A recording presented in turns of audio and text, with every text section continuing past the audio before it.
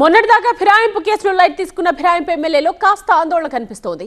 ఏదో సమాధానం చెప్తే బయటపడతామనుకున్నారు ఎమ్మెల్యేలు. కానీ స్పీకర్ మరిన్ని ఆధారాలు చూపాలని మళ్లీ నోటీసులు ఇవ్వడంతో ఆ 6 ఎమ్మెల్యేలకు టెన్షన్ పట్టుకుంది.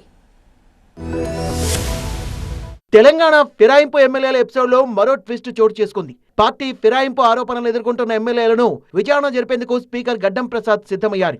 ఇప్పటికే వివరణ ఇచ్చిన ఎమ్మెల్యేల్లో 6 ఎమ్మెల్యేలకు మరోసారి నోటీసులు పంపారు. మరిన్ని ఆధారాలు సమర్పించాలన్నారు. సంజయ్, పోచారం, కాలే యాదయ్య, తెల్లం వెంకట్రావు, కృష్ణమోహన్, మహిపాల్ రెడ్డికి నోటీసులు ఇచ్చిన స్పీకర్ 3 రోజుల్లోగా ఆధారాలు పంపించాలన్నారు.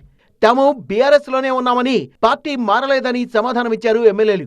అభివృద్ధి కోసమే సీఎంను కలిశామని, కాంగ్రెస్ పార్టీలో చేరలేదని వివరించారు. ఈ సమాధానాల్ని బీఆర్ఎస్ ఎమ్మెల్యేలకు పంపించి వారి నుంచి కూడా సమాధానాల్ని స్వీకరించారు స్పీకర్.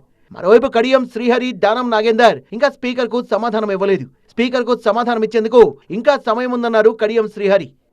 స్పీకర్ గారు మా అందరికి కూడా నోటీసులు ఇచ్చారు. నాకు ఆ నోటీస్కు రిప్లై ఇవ్వడానికి నాకు ఇంకా టైం ఉన్నది. వారు ఒక్కొక్క ఎమ్మెల్యేకి ఒక రకమైన టైం ఇచ్చారు. వారు ఫిరాయింపు ఆరోపణల విషయంలో తను స్పీకర్ నిర్ణయానికి కట్టుబడి ఉంటానన్నారు కడియం శ్రీహరి.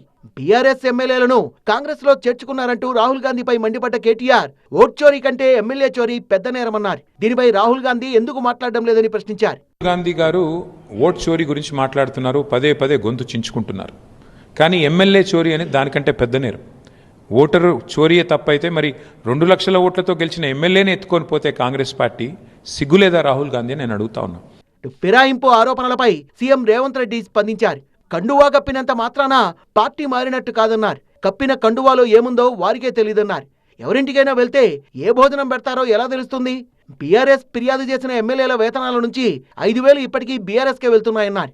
బీఆర్ఎస్ కు 37 మంది ఎమ్మెల్యేల బలముందని అసెంబ్లీలో హరీష్ రావు ఆన్ రికార్డ్ చెప్పారన్నారు రేవంత్ రెడ్డి. మరోవైపు ఫిరాయింపు ఎమ్మెల్యేల కేసును 3 నెలల్లో తేల్చాలని సుప్రీంకోర్టు ఆదేశించింది.